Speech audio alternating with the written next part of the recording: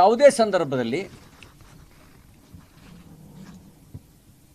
ಯೂನಿಫಾರ್ಮ್ನ ಒಳಗೆ ಹಿಜಾಬ್ ಪ್ರವೇಶ ಮಾಡಿರಲಿಲ್ಲ. 1983ರಲ್ಲಿ ಕರ್ನಾಟಕ ಶಿಕ್ಷಣ ಕಾಯ್ದೆಯ ಮೂಲಕ ವಸ್ತ್ರ ಸಂಹಿತೆಯ ಉದ್ದೇಶವನ್ನು ಬಹಳ ಸ್ಪಷ್ಟಪಡಿಸಿದ್ದಾರೆ ಮತ್ತು ಆಯಾ ಶಾಲಾ ಕಾಲೇಜಿನ ಆಡಳಿತ ಮಂಡಳಿಗಳಿಗೆ ಸ್ವಾಯತ್ತತೆಯನ್ನು ಕೊಟ್ಟಿದ್ದಾರೆ. ಯೂನಿಫಾರ್ಮ್ ಇರಬೇಕು,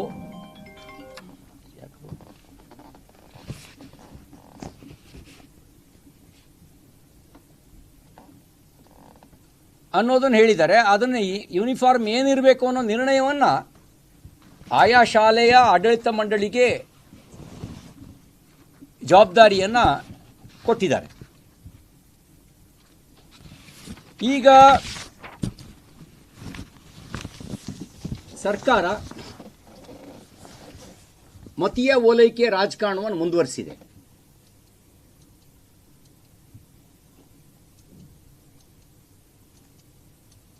ಅದರ ಪರಿಣಾಮ ಶಾಲೆಗಳಲ್ಲಿ ಹಿಜಾಬಿಗೆ ಅನುಮತಿಯನ್ನು ಕೊಟ್ಟಿದ್ದಾರೆ. ಅವರು ಅದಕ್ಕೆ ಕಾರಣಗಳನ್ನು ಕೊಟ್ಟಿರೋದು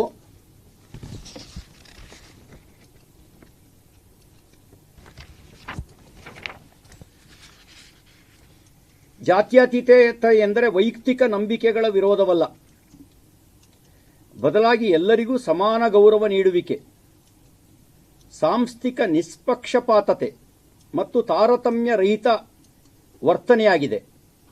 ಸರ್ಕಾರವು ಸಂವಿಧಾನಿಕ ತತ್ವಗಳಿಗೆ ಅನುಗುಣವಾಗಿ ಎಲ್ಲ ಧರ್ಮ ಮತ್ತು ಸಂಪ್ರದಾಯಗಳ ಬಗ್ಗೆ ತಟಸ್ಥ ಮತ್ತು ಸಮಾನ ನಿಲುವು ಹೊಂದಿರಬೇಕು.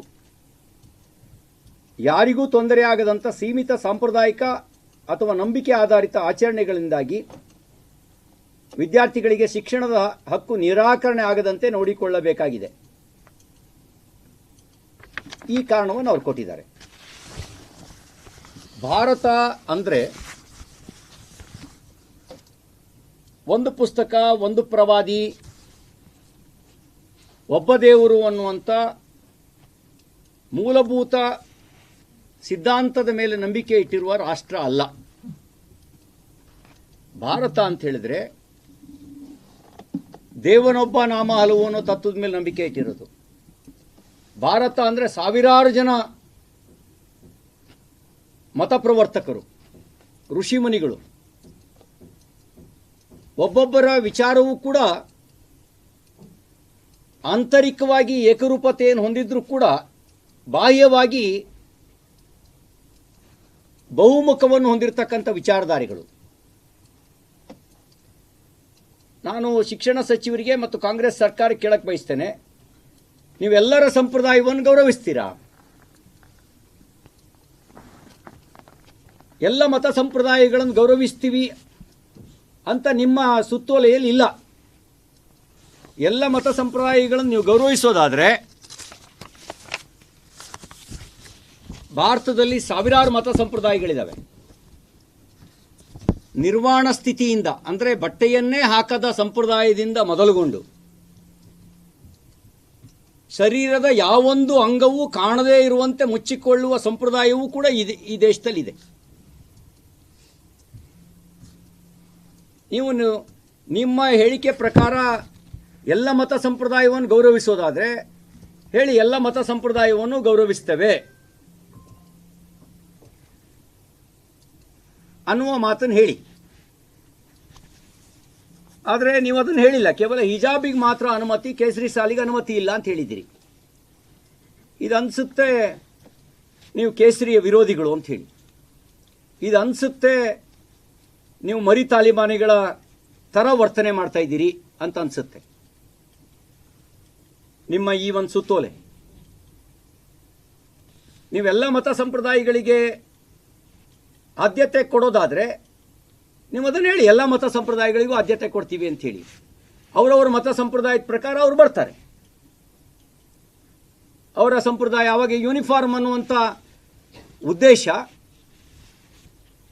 ಎಲ್ಲ ಮಕ್ಕಳು ಶಾಲೆಗಳಲ್ಲಿ ಸಮಾನವಾಗಿರಬೇಕು ಅನ್ನುವಂಥ ವಸ್ತ್ರ ಸಂಹಿತೆಯನ್ನು ರೂಪಿಸಿದವರ ಮಹತ್ವಾಕಾಂಕ್ಷೆ ಎಲ್ಲವೂ ಕೂಡ ಮಣ್ಣು ಪಾಲಾಗತ್ತೆ. ಹಿಜಾಬ್ ಸಂಪ್ರದಾಯ ಅವ್ರ ಮನೇಲಿ ಇಟ್ಕೊಳ್ಳಿ, ಎಲ್ಲೆಲ್ಲಿ ಅನುಮತಿ ಇದೆ ಅಲ್ಲಲ್ಲಿ ಕೊಡಲಿ. ಅದು ಶಾಲೆಗಳಲ್ಲಿ ಹಿಜಾಬ್ ಯೂನಿಫಾರ್ಮ್ನ ಭಾಗ ಆಗಿದ್ದರೆ ಹಿಜಾಬ್ ಹಾಕೊಂಡು ಬರಲಿ. ಹಿಜಾಬ್ ಯೂನಿಫಾರ್ಮ್ನ ಭಾಗ ಆಗದೇ ಇದ್ದರೆ ನಾಳೆ ಯಾವುದಾದ್ರು ಒಂದು ಶಾಲೆ ಆಡಳಿತ ಮಂಡಳಿ ಕೇಸರಿ ಶಾಲನ್ನ ಈ ಯೂನಿಫಾರ್ಮ್ನ ಭಾಗ ಆಗಿ ಪರಿವರ್ತಿಸಿದರೆ ನೀವೆಂಗೆ ನಿರಾಕರಿಸ್ತೀರಿ? ಯಾವುದೋ ಒಂದು ಶಾಲೆ ಆಡಳಿತ ಮಂಡಳಿ ನಿರ್ಣಯಿಸ್ತಪ್ಪ, ನಮ್ಮ ಶಾಲೆಯಲ್ಲಿ ಟೈ ಇಲ್ಲ, ಟೈ ಬದಲಿಗೆ ಪಂಚೆ ಶರ್ಟು ಮತ್ತು ಕೇಸರಿ ಶಾಲನ್ನು ಯೂನಿಫಾರ್ಮ್ ಆಗಿ ಮಾಡ್ಕೊಂಬರ್ತೀವಿ ಅಂತ ಹೇಳ್ತಾರೆ. ನೀವು ಹಂಗಾರೆ ಕೇಸರಿ ಶಾಲನ್ನ ನಿರಾಕರಿಸ್ತೀರಾ? ಕೇಸರಿ ಶಾಲನ್ನ ನಿರಾಕರಿಸೋದು ನಿಮ್ಮ ಜಾತ್ಯತೀತತೆನಾ? ಅದು ಹೆಂಗೆ ನಿಮ್ಮ ಸುತ್ತೋಲಿನಲ್ಲಿ ಮತ್ತು ನಿಮ್ಮ ಹೇಳಿಕೆಯಲ್ಲಿ ಮುಖ್ಯಮಂತ್ರಿಗಳಾದಿಯಾಗಿ ಕೇಸರಿ ಶಾಲನ್ನ ನಿರಾಕರಿಸ್ತೀವಿ ಅಂತ ಹೇಳಿದ್ರಿ? ಹಾಗಿದ್ರೆ ಎಲ್ಲ ಮತ ಸಂಪ್ರದಾಯಗಳಿಗೆ ಗೌರವ ಎಲ್ಲಿ ಕೊಟ್ಟಂಗಾಯ್ತು ನೀವು? ಈ ಮೂಲಕ ನೀವು ಒಂದು ಕಣ್ಣಿಗೆ ಬೆಣ್ಣೆ ಒಂದು ಕಣ್ಣಿಗೆ ಸುಣ್ಣದ ನೀತಿಯನ್ನು ಅನುಕರಿಸಿದಿರಿ. ಅದಕ್ಕೆ ನಮ್ಮ ಆಗ್ರಹ ಇದೆ, ಶಾಲೆಗಳಲ್ಲಿ 1983ರ ಕರ್ನಾಟಕ ಶಿಕ್ಷಣ ಕಾಯ್ದೆಗೆ ಅನುಗುಣವಾಗಿ ಯಾವ ಯೂನಿಫಾರ್ಮ್ ಪದ್ಧತಿಯನ್ನು ಜಾರಿಗೆ ತಂದಿದ್ರೋ, ಬಹುಶಃ ಮೊದಲನೇ ಬಾರಿಗೆ ಸಿದ್ದರಾಮಯ್ಯನವರು ಶಾಸಕರಾಗಿ ಕಾಲಿಟ್ಟಾಗ ಯಾವ ಕಾಯ್ದೆ ಬಂದಿತ್ತೋ ಆ ಕಾಯ್ದೆಯನ್ನು ಮುಂದುವರಿಸೋದು ಸೂಕ್ತ. ಇಲ್ಲದೇ ಇದ್ದರೆ ನೀವು ಶಾಲೆಗಳನ್ನು ಮತೀಯವಾಗಿ ವಿಭಜಿಸುವ ಕಾರ್ಯಕ್ಕೆ ಕೈ ಹಾಕ್ತೀರಿ. ನೀವು ದೇಶವನ್ನು ವಿಭಜಿಸಿದ್ರಿ, ನೀವು ಒಂದೇ ಮಾತರನ್ನು ವಿಭಜಿಸಿದ್ರಿ, ನೀವು ಸುಪ್ರೀಂ ಕೋರ್ಟ್ನ ತೀರ್ಪನ್ನು ತಿದ್ದುಪಡಿ ಮಾಡಿ ಶಾಬಾನು ಪ್ರಕರಣದಲ್ಲಿ ಮುಸ್ಲಿಂ ಹೆಣ್ಮಕ್ಕಳಿಗೆ ಅನ್ಯಾಯ ಮಾಡಿದ್ರಿ. ಈಗ ಶಾಲೆಗಳಲ್ಲಿ ಮತೀಯವಾಗಿ ವಿಭಜಿಸುವ ಕೆಲಸವನ್ನು ಮಾಡ್ತಾ ಇದ್ದೀರಿ. ಈ ಮತೀಯವಾಗಿ ವಿಭಜಿಸುವ ಕಾರ್ಯವನ್ನು ನಿಲ್ಲಿಸಿ. ಎಲ್ಲ ಮತ ಸಂಪ್ರದಾಯಗಳಿಗೆ ಗೌರವ ಕೊಡ್ತೀವಿ ಅನ್ನೋದಾದರೆ ಎಲ್ಲ ಮತ ಸಂಪ್ರದಾಯಗಳ ವಸ್ತ್ರ ಸಂಹಿತೆಗೂ ಅವಕಾಶ ಇದೆ ಅಂತ ಹೇಳಿ, ನಮ್ದೇನು ವಿರೋಧ ಇಲ್ಲ. ಆವಾಗ ಬುರ್ಕಾ ಹಾಕ್ಕೊಂಡಾರು ಬರಲಿ, ಹಿಜಾಬ್ ಹಾಕ್ಕೊಂಡಾರು ಬರಲಿ, ಟೋಪಿ ಹಾಕ್ಕೊಂಡಾರು ಬರಲಿ, ಅಥವಾ ನಗ್ನ ಸ್ಥಿತಿಯಲ್ಲಾರು ಬರಲಿ, ಅರನಗ್ನ ಸ್ಥಿತಿಯಲ್ಲಾರು ಬರಲಿ, ಅದು ಅವ್ರವ್ರ ಸಂಪ್ರದಾಯ. ಎಲ್ಲರನ್ನೂ ಗೌರವಿಸ್ತೀರಿ, ಎಲ್ಲರ ಅಭಿಪ್ರಾಯವನ್ನು ಗೌರವಿಸ್ತೀರಿ ಅನ್ನೋದಾದರೆ, ಇಲ್ಲದೇ ಇದ್ದರೆ ಶಾಲೆಗಳಲ್ಲಿ ಆಯಾ ಶಾಲೆಯ ವಸ್ತ್ರ ಸಂಹಿತೆಗೆ ಆಡಳಿತ ಮಂಡಳಿಗೆ ಈ ಹಿಂದೆ ಏನು 1983ರ ಶಿಕ್ಷಣ ಕಾಯ್ದೆ ಅನುಮತಿಸಿದೆಯೋ ಎಲ್ಲ ಮಕ್ಕಳು ಒಂದೇ ಎನ್ನುವಂಥ ಸಮಾನ ದೃಷ್ಟಿಯಿಂದ ನೋಡಬೇಕು ಅಂತ ಬಯಸುತ್ತೋ ಆ ಭಾವನೆಗೆ ಪೆಟ್ಟು ಕೊಡೋ ಕೆಲಸ ನೀವು ಮಾಡಬೇಡಿ ಅನ್ನುವ ಆಗ್ರಹವನ್ನು ಮಾಡಲಿಕ್ಕೆ ಬಯಸ್ತೇನೆ.